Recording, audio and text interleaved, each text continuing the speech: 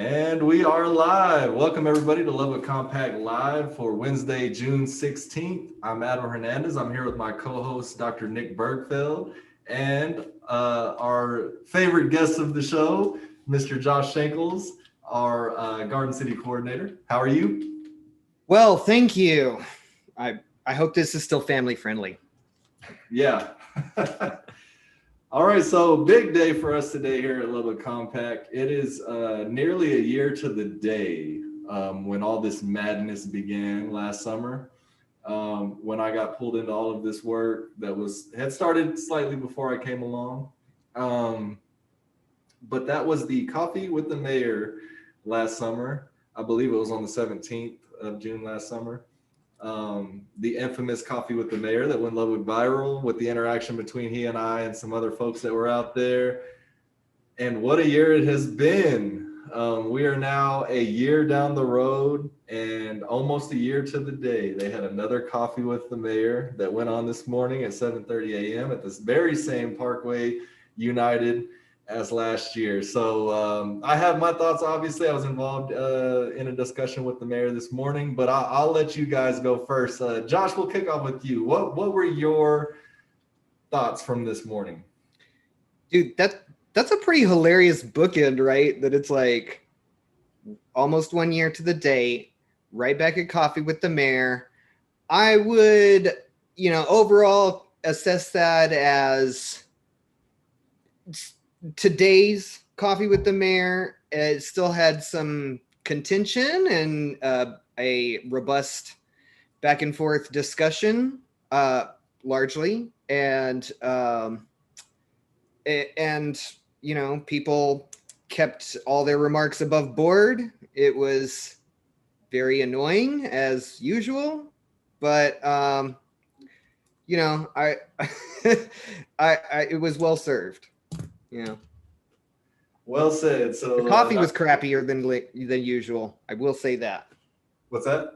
The coffee was crappier than usual. Oh, gotcha. I had already had my coffee before I went. So Dr. Nick, what did you think about this morning? Yeah, I agree with Josh. I think about the coincidence of when this meeting was happening, its relationship to the history of the Lubbock Compact and to the activism that we've all been involved in over this past year.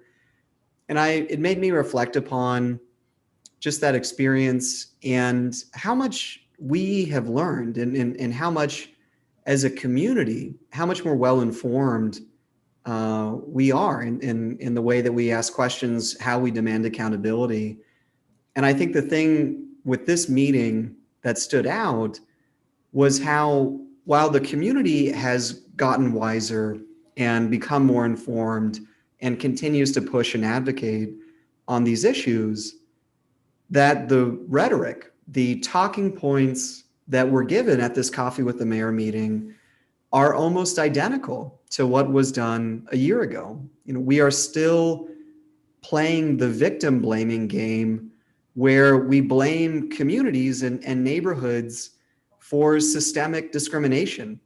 And we try to say that it's their problem, that nothing is going to change until they get together and are able to figure things out, and it puts all of the onus on the community that has been discriminated against for so long by saying, oh, if you just pick yourself up, pull up your pants, pull yourself up by your own bootstraps, the things will be fixed, everything will be better. And it loses sight of all of the conversations and the work that we've done over this past year to show that when it comes to city resources, when it comes to city attention, there are parts of our community that historically get a lot more of it than others.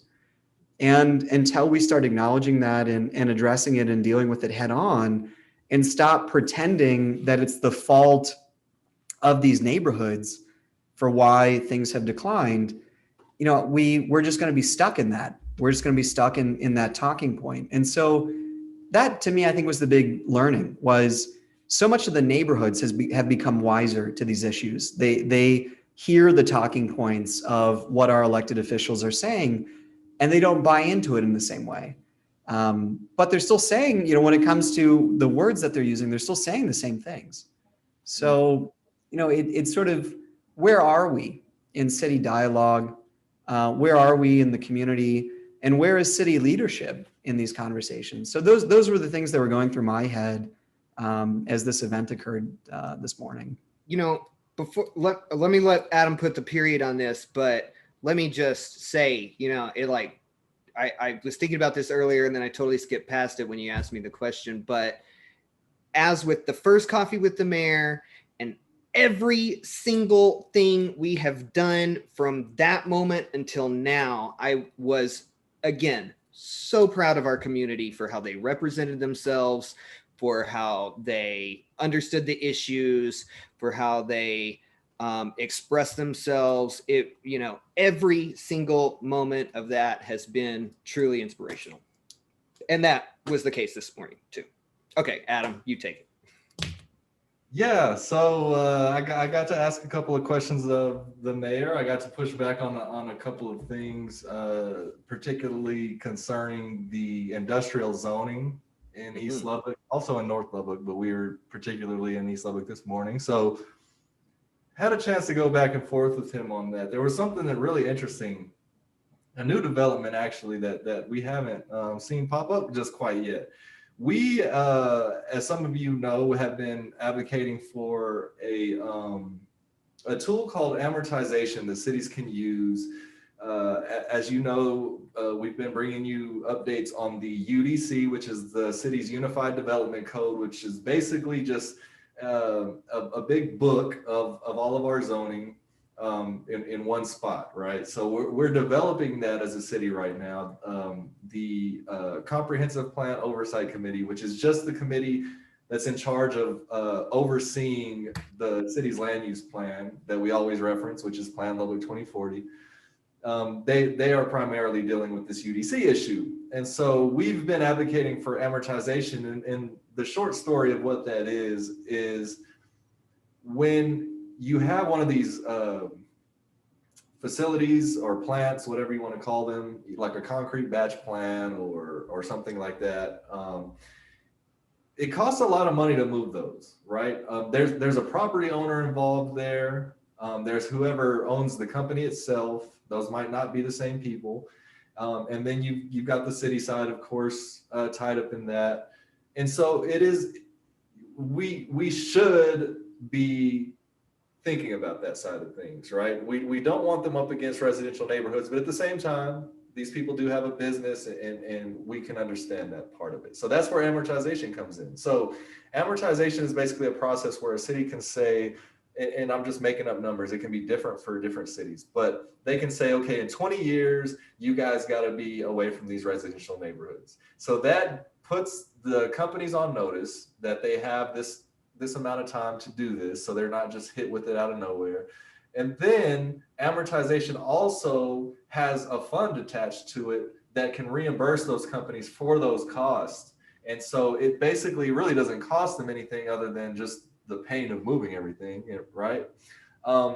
So we weren't aware, and we haven't come across any direct pushback on this that I can remember through this process until this morning.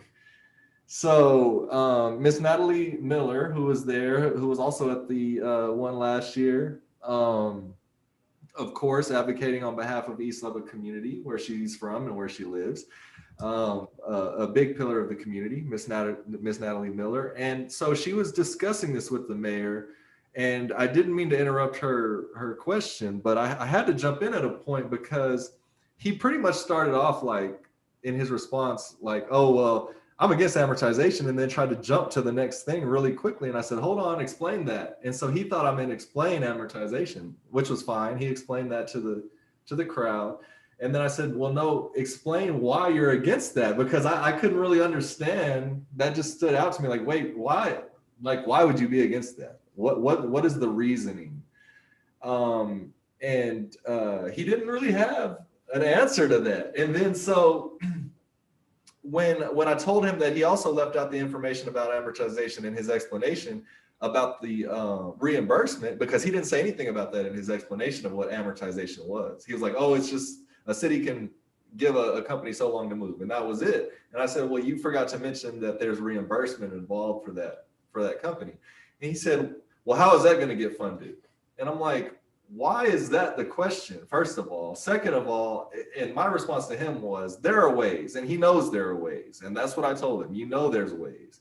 If they can just get $750 million for an entire lake, then I don't know that there's anything that you can't get. And we know that Lubbock has A1 credit. We know that we don't have a lot of debt right now. There's all sorts of ways, grants, there's all sorts of things. When the city council members are motivated, they can find this money all over the place, right? Right, and I think about it if you start from the perspective of this has to pay for itself on day one, it is a challenge. It's a challenge to understand and to justify how relocation of a business makes sense and how that balances out when it comes to the city's bank accounts. But when you open yourself up to the bigger conversation around that, well, it's not just about the industrial site. It's about all of the properties that surround the industrial site. It's about the fact that the industrial site, even though it generates some amount of property taxes, that if the use of that site was something more amenable to the community, if it was something more integrated into the neighborhood, that the property values, not just for that industrial site, but for the surrounding area would all go up. And so amortization from that perspective, when you're moving what is effectively a destroyer of value and quality of life, when you move something like that, you get benefits over time. And yes, it's not something that immediately the one of these batch plants is not going to cut the city of Lubbock a check and say, we had no idea we were such a bad community partner. We're so sorry, right? You have to create mechanisms in place to be able to do something. And with amortization, I think the last thing I would say on this is for folks to recognize that amortization, it's not about a single location, right? There's nowhere in mind right now that gets forced out because the city of Lubbock has an amortization ordinance. The amortization ordinance, if your city has it, it just simply puts a new tool in your toolkit, which is that when you're redoing zoning and you recognize that there are some things that shouldn't be in one location anymore, and so you change the zoning for that area, what happens is those properties are now non-conforming uses in a new zoning designation. And in the state of Texas, you're allowed to do certain things when a property is non-conforming with zoning. And one of those is amortization. And it's why other communities, as part of their UDC, the Unified Development Code that we were talking about, it's why communities actually incorporate an amortization ordinance as part of it. So at the Coffee with the Mayor meeting, Mayor Pope made a comment about wanting to see examples about how these types of programs can work.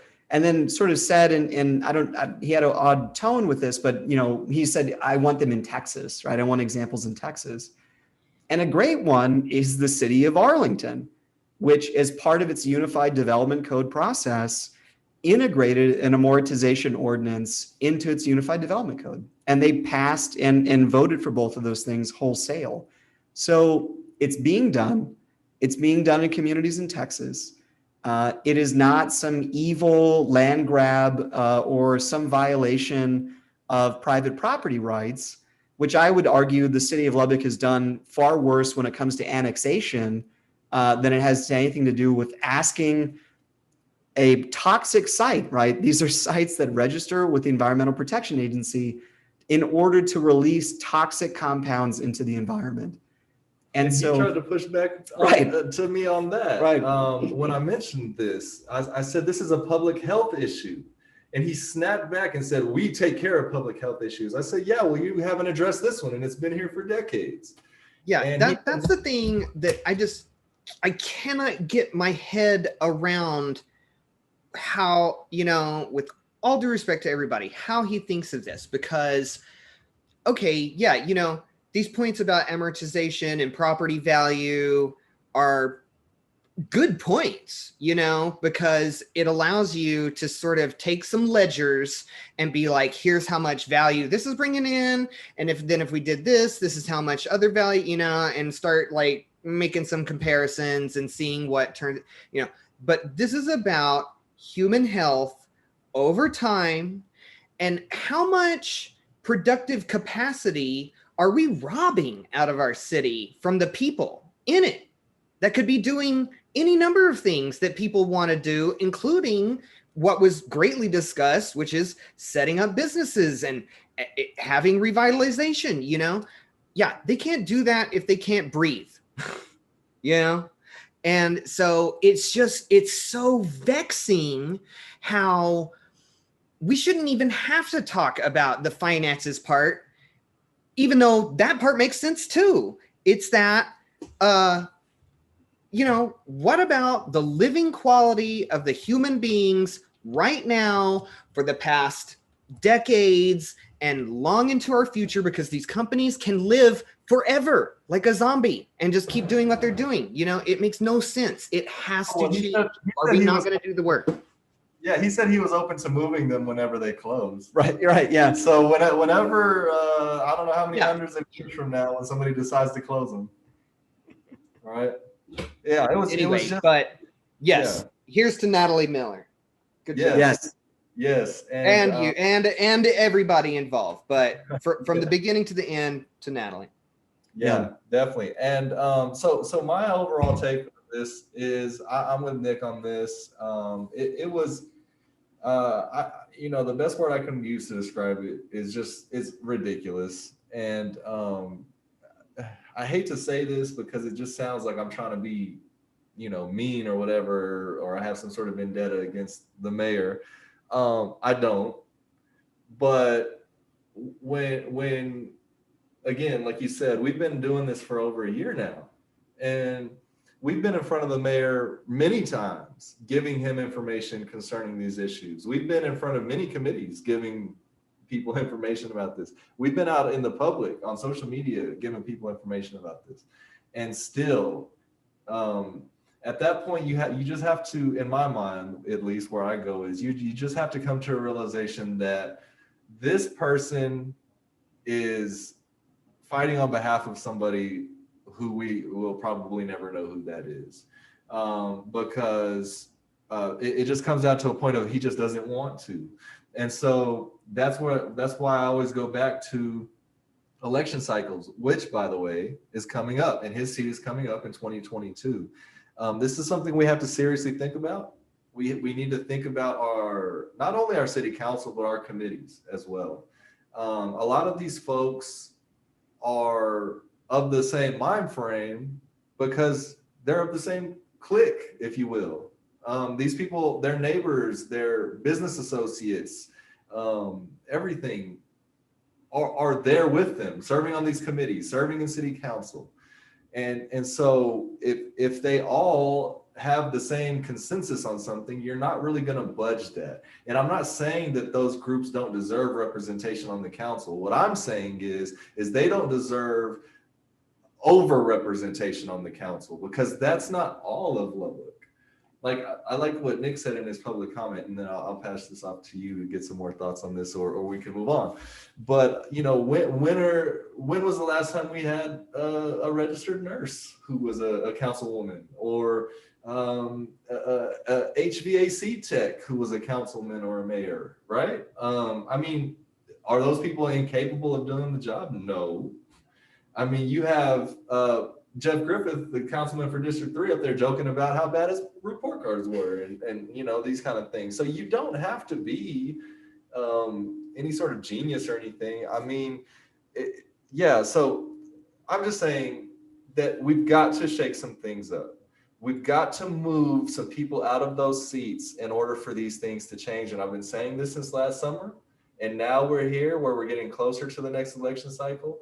And I'm actually excited to see what kind of options we get out of it and how that moves forward, because I really do hope people show up to move some of these seats around.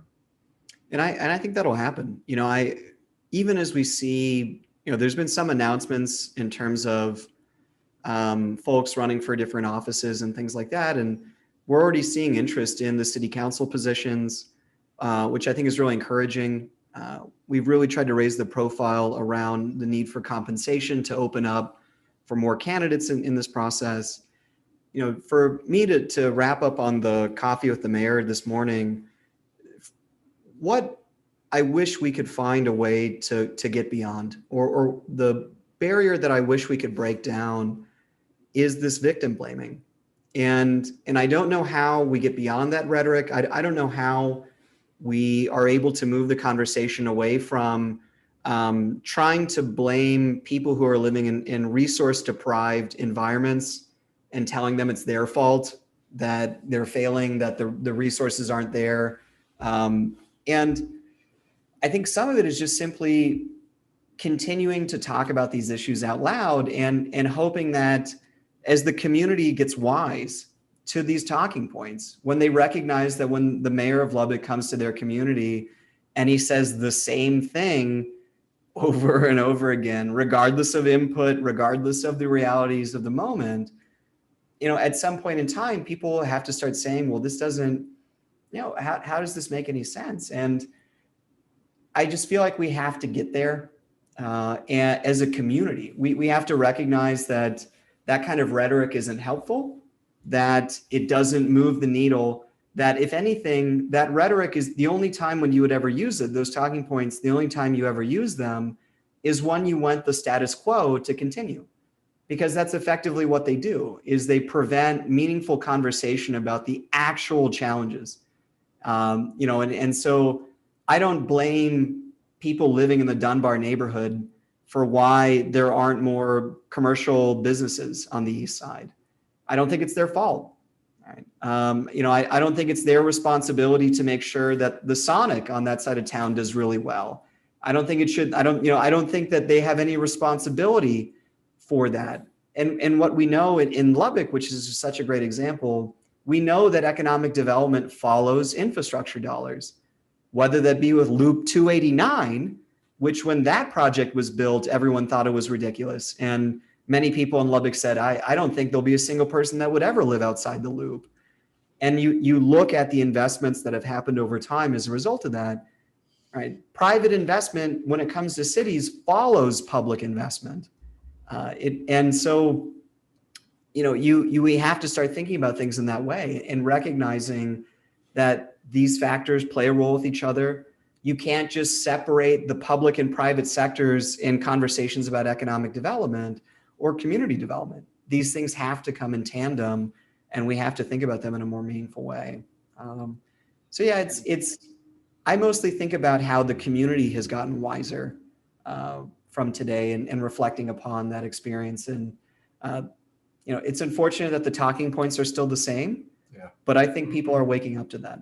Yeah, and I'll tell you this just to end this off completely, but it's just to echo what you said, but to add something to it. I was really proud of the folks that came out from the community. I was hoping that would happen, that more folks just from in the community, not necessarily activists who do this on a regular basis, and that happened. Some people that I knew personally and some that I hadn't met yet, but they definitely did come out and they used their voice. They didn't just sit and listen. They didn't keep anything in. And so there was a real discussion there. I'll say it was a little one-sided, of course, but yeah, there was a discussion there, and I was really encouraged to see that. And I just hope that people, matter of fact, one of the gentlemen that was there said that he was going to bring more people next time, and he actually pressed the mayor to do one at 5 p.m., which the mayor said, I'll do one at 5 p.m. So we'll see if that happens. But either way it goes, I was really proud of that, and that's what we have to do. So we can go into. Wait. I want to add to that. I'm almost ready. I'm almost ready to move on, but we're mostly trying to call in. We're trying to call the mayor in. We're not necessarily trying to call him out, although we've never been shy about just saying things as they are. But that has been the evolution over this time, is that we started with throwing some punches rightly, and now we have spent a year trying to call these people in, and they are kicking and screaming just every step of the way, so but yeah, to echo what y'all have said, I was so proud of our community. They are doing the work. And I completely understand where people have been reluctant to engage with this before, because it's very frustrating, because they don't want to hear it. They don't want to listen. They don't want to look at facts. They want to have their feelings about these things. And so I understand it's frustrating, but I'm very proud of, and I'll probably hit this again, of all the people over the year who have shown up to do the work. A huge debt of gratitude we owe to those folks. Yep, and I will just say shout out to Miss Jamie Seal as well, because she is definitely not from East Lubbock. She brought the passion today. But she brought her passion from, I believe she's from Southwest Lubbock, if I'm not mistaken. But she has been volunteering a lot in East Lubbock, so I want to recognize her for that first and foremost. But she definitely showed up in force this morning. It was definitely appreciated, and so shout out to Miss Jamie Seal. And everybody else that has been involved in all of this work. So now we can get into the happy stuff. Kind of bittersweet, I guess. Our 1 year in record of our advocacy. What has gone on since all of this madness kicked off? Last coffee with the mayor. I'm pretty sure that nobody probably remembers, because even impact fees and comprehensive fiscal impact analysis, all these things seemed to me like it was so long ago, and it was just a year ago, literally. But if everybody remembers, we started off with the impact fee situation. The development there was through the planning of Lubbock, throughout the process when they were planning Plan Lubbock 2040. The impact fee issue got brought up because these are things that cities use to get money back from new developments that are happening. So what happens is a lot of times developers like to go like on the outskirts of the city where there's no roads and no water infrastructure and electricity infrastructure. And so you have to build all that stuff out. And so how this has been happening before impact fees here in Lubbock is that Lubbock, meaning taxpayers, just footed the bill for those new roads and that new infrastructure. And the developers put in whatever money they did to build whatever they built. And so this is unsustainable, and that's why cities use impact fees. And so impact fees are basically a fee that they would have to pay if they're going to have to build out a road or this infrastructure. There's going to be a cost to that project. And if a city charges the maximum amount of impact fees that they could charge, the developers would pay half of this project cost and the taxpayers would pay half. That's the maximum that any city can do, which is what we were advocating for, which is something actually closer to the recommendations of Plan Lubbock 2040. But back to the process of Plan Lubbock 2040. The developers did not want impact fees at all here in Lubbock, period. So they fought that pretty heavily throughout that process. This was before my time in advocacy, but I've been educated on these things now. And so they pushed back during that process. It did end up making it into Plan Lubbock 2040. It also made it into the Lubbock Disparity Report as one of the recommendations to deal with some of our issues here in Lubbock. And so another part of this, another nuance to this was that you have two different kinds of impact fees. So you have impact fee for roads, and then you have impact fees for water and wastewater. And so when the developer community realized that there were going to be impact fees regardless, they did not want water and wastewater fees. So they just wanted to even just discount whatever they were paying off top.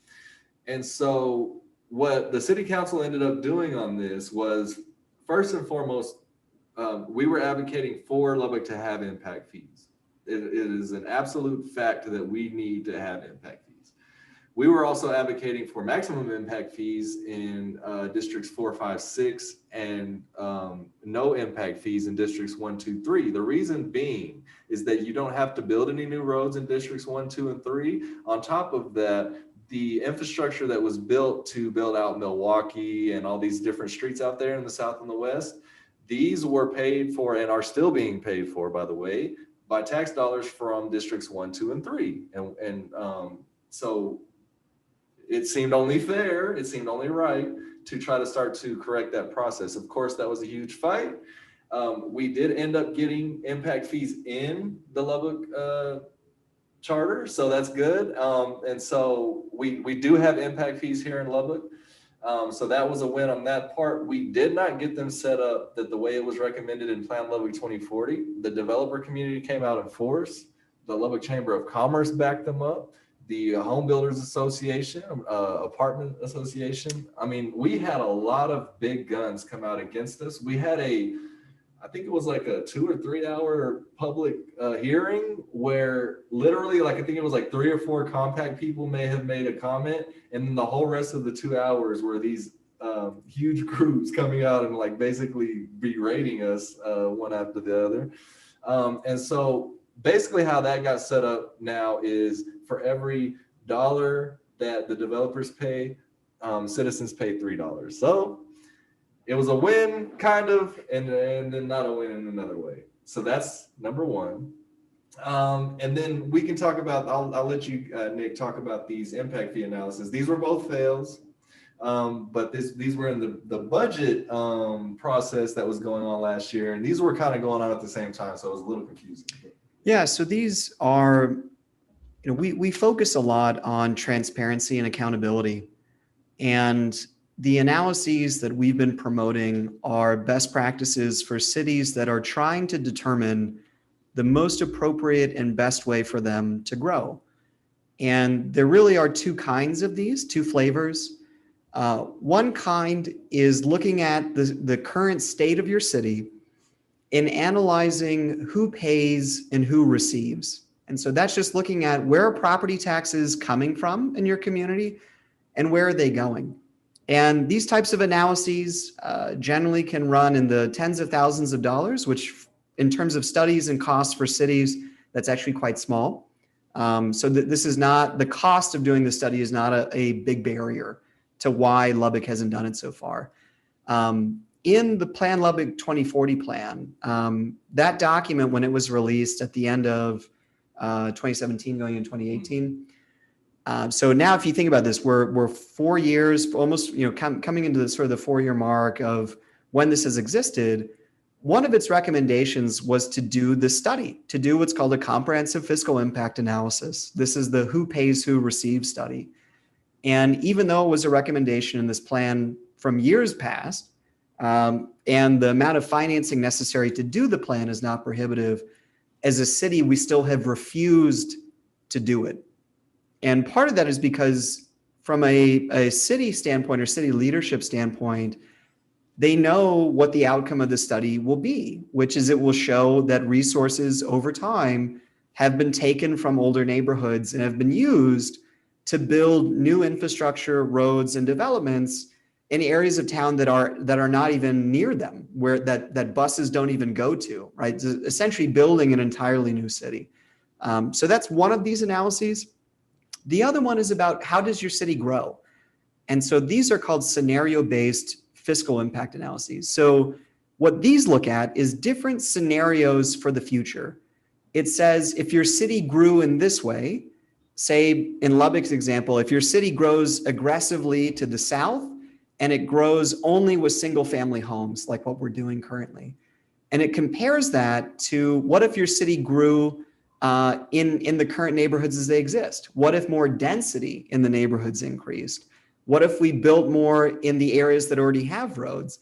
And it compares the cost of those different ways that your city can grow. Now, again, what we will find if this study ever gets done is that the current strategy for growth that Lubbock is doing doesn't make financial sense. But we still continue to do it because of the political influence and the way that policy in Lubbock is set up, which is to essentially encourage us to continue to do these unsustainable, fiscally irresponsible choices. And so we continue to fight for those studies to be done.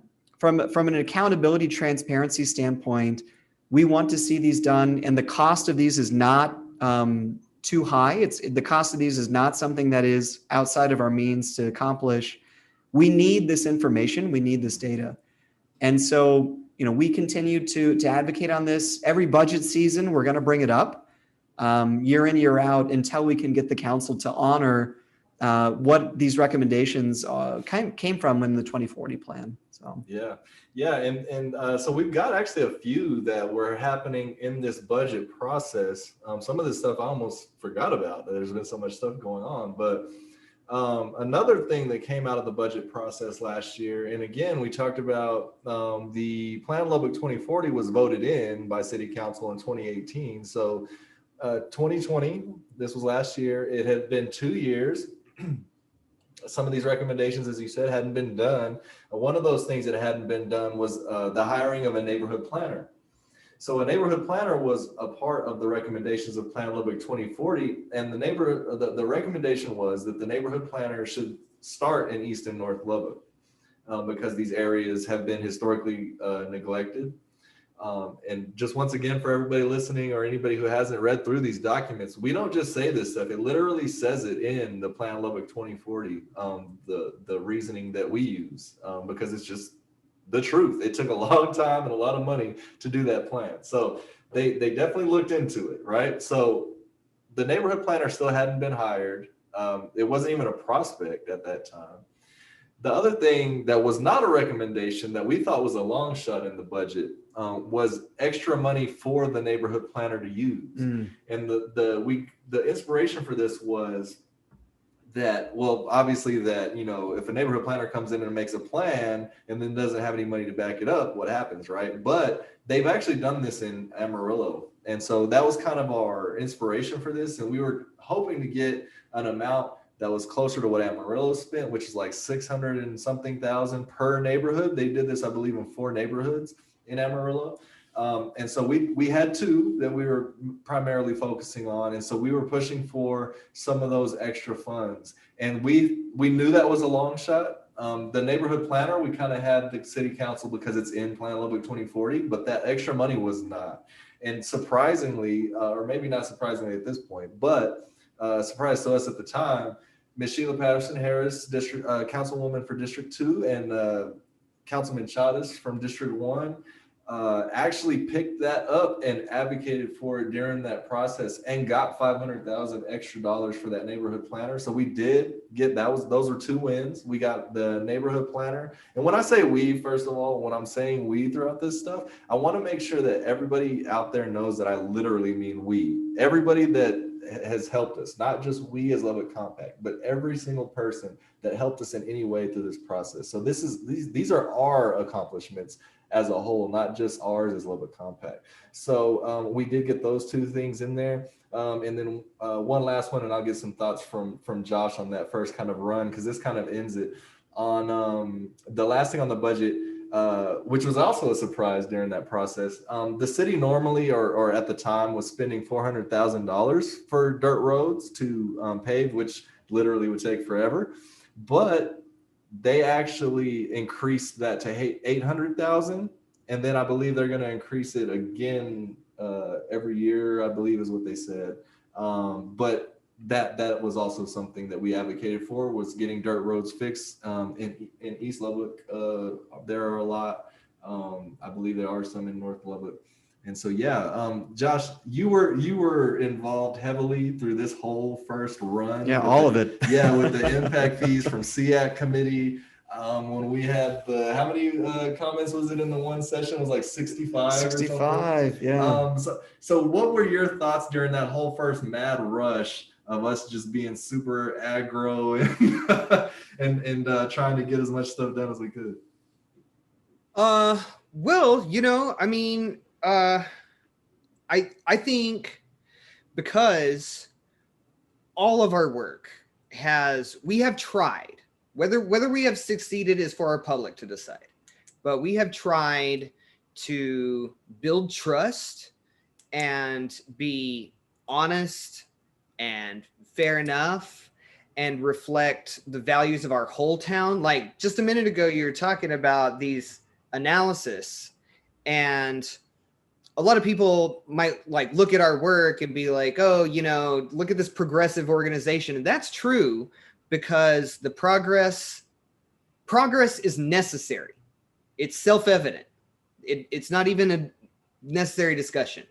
But we're also a very conservative organization because it is conservative to know where your money is coming from and going, and what are the most wise choices to do with our public money.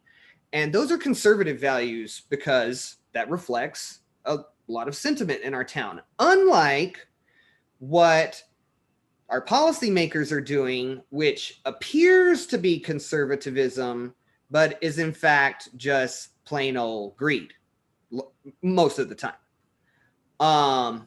So what I thought in all these processes, well, I guess, going back to impact fees, that was an irritating fight. And of course, none of the arguments against us made any sense whatsoever at all. But I got to meet a lot of really good friends in doing all that. So, and we got some, we got the thing on, as I relish to even say this because it's something the council says all the time and it grosses me out, but they're like, well, at least we got something on the books. And it's like, okay, yeah, great. Awesome. Cool. We just got something really crummy on the books, but we got it on the books. So, I'm looking at it glass half full. And so, not getting those analysis are, of course, very irritating and nonsensical, because why would we not want to know that? And it comes at a bargain basement price to know how to act in a fiscally responsible way. And as for the neighborhood planning process, I'm delighted that got secured. It seems like we got a good candidate. This guy's been running all over town. If the city does this process in good faith, we'll not only get better neighborhoods, but a better city out of the deal. And so that is all money well spent.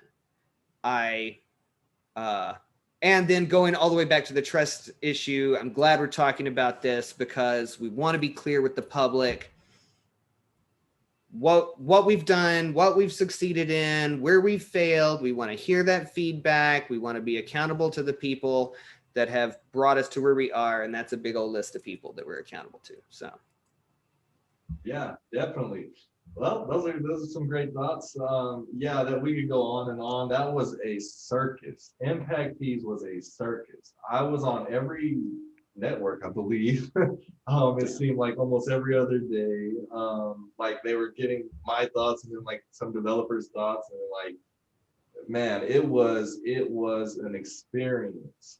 But it was eye-opening for me because I realized, and they said it without saying it directly, but the council pretty much knows, and this is a part of the problem, and then I'll move on, but they pretty much know that they feel that they have to stay on the good side of these developers, and that whatever the developers basically want, that they don't want to go against that. That's a problem. That's a real problem. But yeah, all of the madness that can ensue from those sort of situations definitely did. So then we moved on to towards the end of the summer, kind of things with impact fees and budget and all of these things started calming down. And I remember going to City Hall to meet with city council people directly about some of the other things we were trying to push forward. And this is actually an interesting story on charter reform. So charter reform was our next sort of journey that we all went on. And so that was also, if anybody has read it, the Lubbock Disparity Report also talked about charter reform. It didn't per se say charter reform, but it was talking about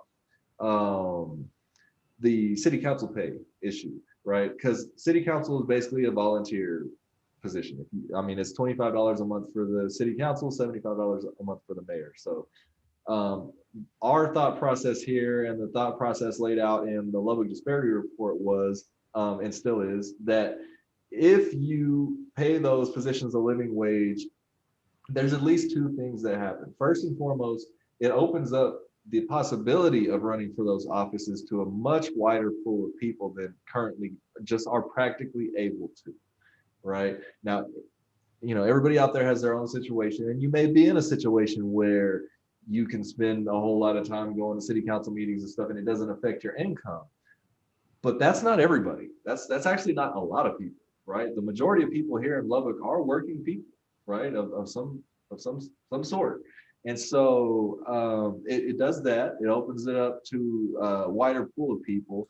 And then the other thing that this does is it allows, now everybody can do what they want, but it does allow somebody to put more time and attention into the job, to do it to the best that they possibly can.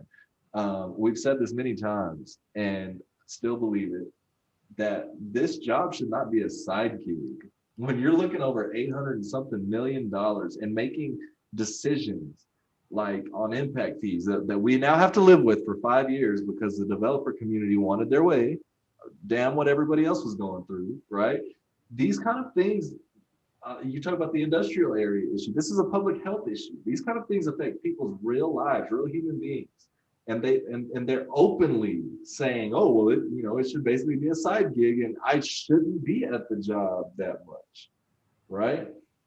Yeah. So anyway, does the city council understand impact fees as well as we do? No. Does the city council understand Plan 2040 as well as we do? No, not at all. And does the city council understand literally any policy thing at all as well as we do? No. They don't do their homework. They don't do the job. They don't do the work. With all due respect to even the ones that have been with us on some things, they're not there doing the job. Sorry to jump in, but and they don't. Right. And I think of this in the same way.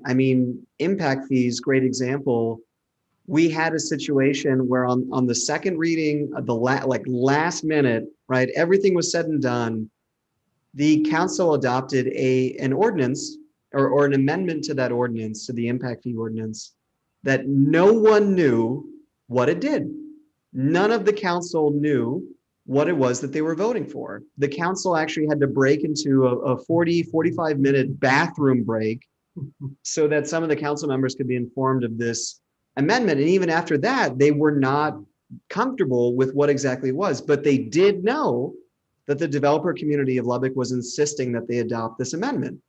And so they come back into session, and Councilman Griffith, representing District 3, as he is seconding the amendment for adoption, right, he says, I second that vague amendment. And this is after he had already expressed the fact that he didn't know what he was voting for, that he didn't know what it did. On the mic. Yeah, on the mic. That's on the public record, right? You can go back and listen to that if you want on your own, right?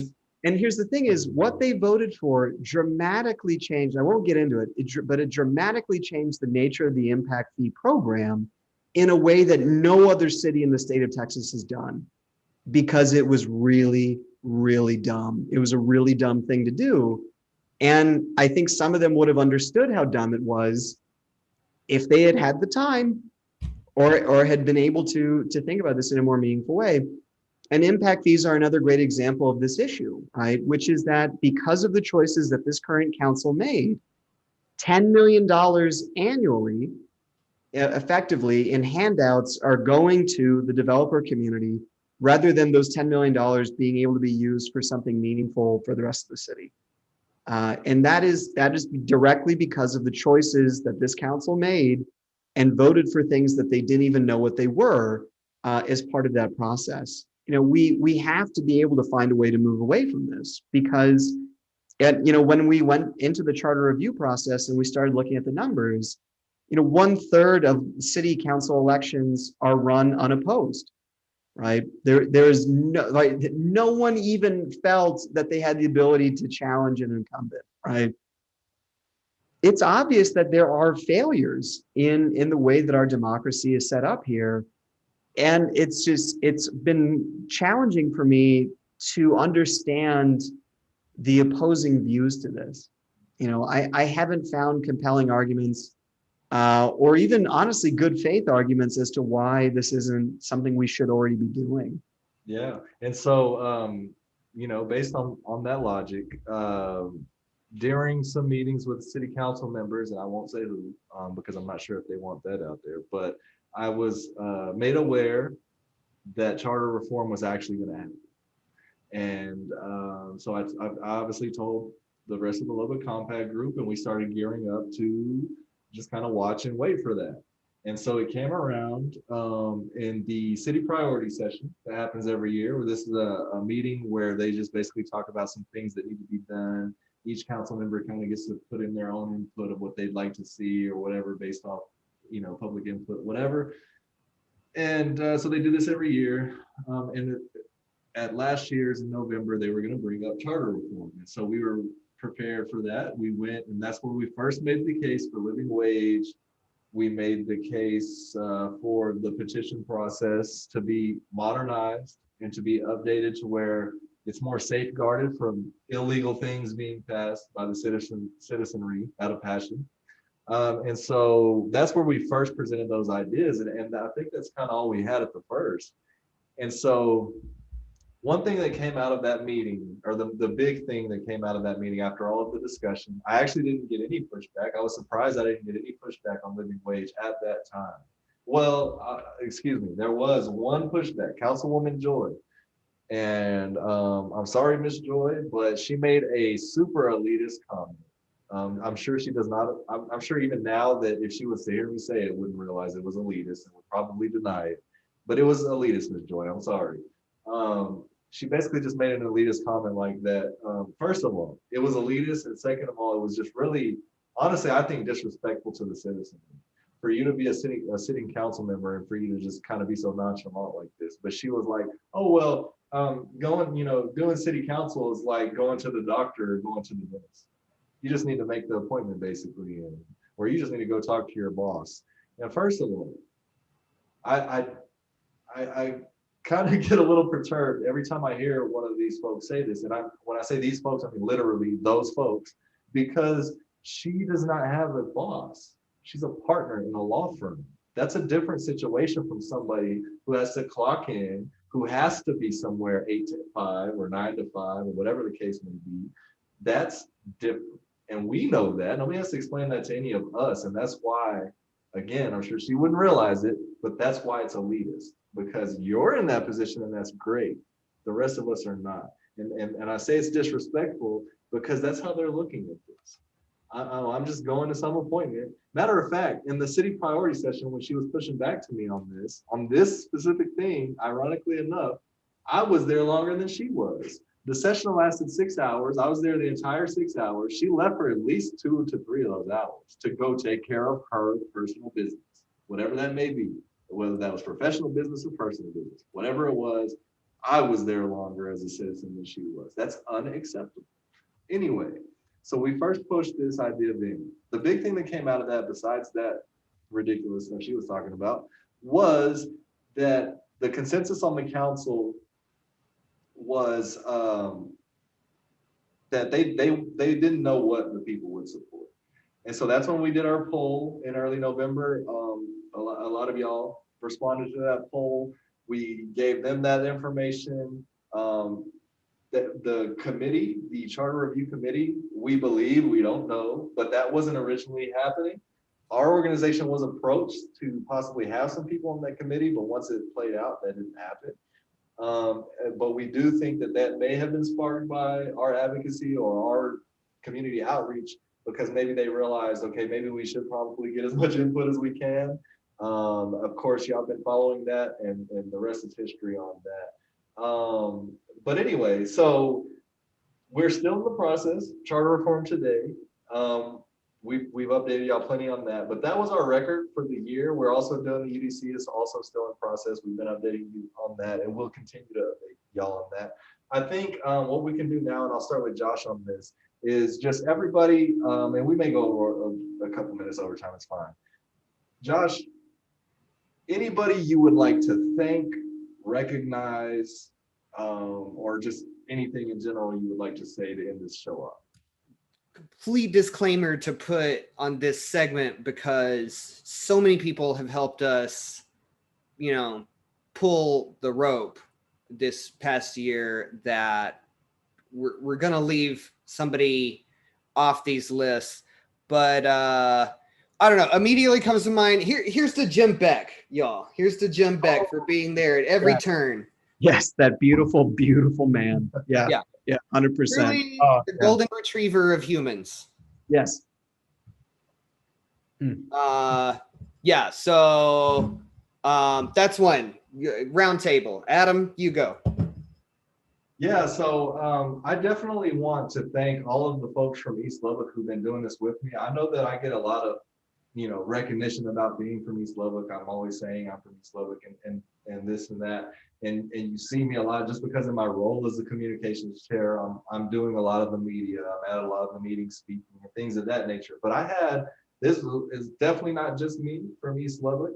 I want to recognize and thank, first of all, Miss Natalie Miller, who the interaction between her and the mayor, when the mayor disrespected her, kind of kicked off our whole interaction. I had never met her before that day, but Miss Natalie Miller has just been great throughout all of this. She's doing so much work in the community. Miss Adriana Edwards, Robert Baxter. We had Jasmine McGahey was on the board at one point in time. Jafar Abdullah was on the board at one point in time, and they still help in other ways. So they have not gone away, but they are definitely doing work in the community on their own terms and in their own ways. And so I just really want to recognize, and like you said, Josh, there's so many people. I definitely want to thank everybody else who's not from East Lubbock for sure, but I do want to recognize Miss Sheila. She actually caught heat this morning. And I was ready to back Miss Sheila up, but I was gonna let her. I know she's a tough lady, and I knew she was gonna take care of herself. I was ready to back her up. But before I started getting into this, I might not have known what Miss Sheila does for our district because I was checked out of that stuff. And so I get why some people were asking her, well, what have you done? But now I know, after being involved in this work and seeing her and all of the things she's done, seeing her in action on the dais when she's the only one swinging out there. I just have a tremendous amount of respect for her. Of course, her father, legendary, but I mean, she has made her own impact on the city for sure. And so I want to recognize her, but also just everybody else that's not from East Lubbock who has become an ally to East Lubbock. That right there was a big eye opener for me. When we grow up in East Lubbock, we do get a chip on our shoulder about white folks. I mean, it's just being frank because of experiences that we have had pre-2020. And so it was eye opening to me to find out after 39 years of life that there are people in South and West Lubbock who don't think like the rest of the folks in South and West Lubbock. And so I do want to honor them and just everybody that's been involved in this stuff. So yeah, Nick. Yeah, I'd start, if I'm thinking of this from just chronology. My first would be shout out to the Laser Group because if they had not been a forum for conversations in the early days of the summer protest movement, when the disparity report came out, nobody would have read it. Right? Mm-hmm. There were no platforms. Local media hadn't picked it up. Right? There really wasn't anything that was distributing this document to the community in a meaningful way. And because of Laser's activism, because of the engagement that was happening on the forum at the time, there was a very rapid dissemination of the information in the disparity report that allowed for conversations and activism to accelerate at a pace that I don't think any of us anticipated. And just how quickly activism was up and running, how quickly the impact fee issue, the initiative around impact fees began, incredible. And it's such a deeply, deeply technical topic. And to have the engagement that we did, it was because of the community engagement, because the fact that people had been activated, that they understood that injustice was being done in the city of Lubbock, and they wanted to play a role in making that different. And after Laser, I would say the other nonprofits of the city of Lubbock who have either been fighting these fights before us or have been partners in this process ever since, whether that be the arts community, There's been some incredible exhibits that have been done around systemic discrimination and in the history of racism at East Lubbock Art House, at the Louise Hopkins Underwood Center for the Arts, which they've also done, as well as the Charles Adams Studio Project. And all of them have been voices for change within our community in their ways and through their mediums. There's just been so many groups that have come out and have been supportive and have been a part of this journey. And I guess for me, I'd also say shout out to everyone who was involved in the updating of the disparity report and the new versions of that document and what have come subsequently since there. And, I'll stop there, but, to me, it's just, we are as a community building an ecosystem of activism right now. And everyone that has been a part of that, your contributions are incredible. You are valued, you are honored. What you are contributing to in this moment in time is historic and is unique in our community. And so I have to just simply appreciate the lineage, where we come from, and the activists in the community that's been involved in these fights even before we ever got involved. Yeah. We're standing on giant shoulders for sure. Yeah. Let's thank everybody internal to our organization that does all the work. You guys are tremendous, and you know who you are. And even though it'll embarrass them, let's thank Nick for drafting the original disparity report and kicking this whole thing off. I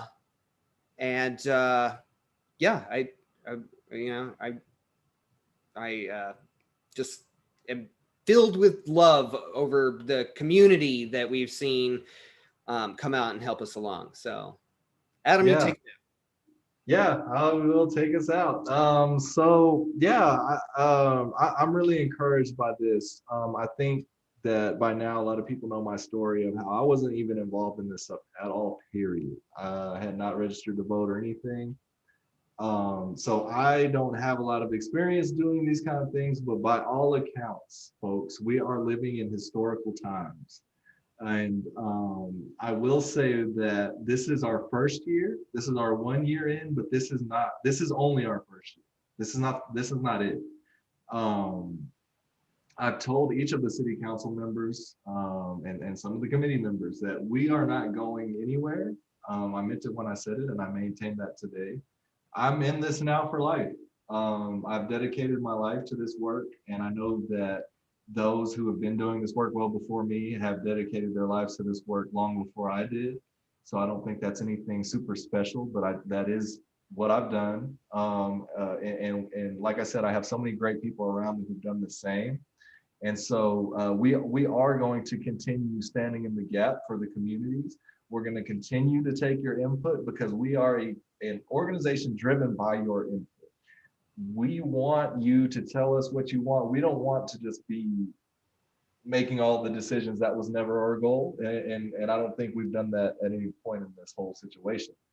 So I just want to encourage everybody who has got inspired to just keep going. I would like to encourage those who may still be sitting on the sidelines for now to keep watching, keep learning. And when you feel it's your time, please jump in. We're the activist community, when I came into it, was small. It is small, but it's grown. It's grown. I've seen some new faces because for a while there through the summer, I was seeing the same faces. Now I'm starting to see some new faces. And like I said, all of this is encouraging. So I just want everybody to understand that we have to do this year after year, month after month. It's that important. We need to make this a part of our lifestyles and our communities, just for so many reasons. At any part of your life, this will touch your children's school years, your quality of life for those kids, and bringing those kids up. Whether those kids will want to stay once they become of age, all right? All these different things. We have everything here in this city right now to do everything that everybody wants and needs to do. We just need to continue to do it and put our collective heads together and our collective hearts together and push this ball down the field. So thank you to everybody. And we'll end it off there. Josh, Dr. Nick, here's to another year coming up, and cheers to this last year. Yeah. And so thank you, everybody. and we will end it there. All right. Good night. Good night, everybody.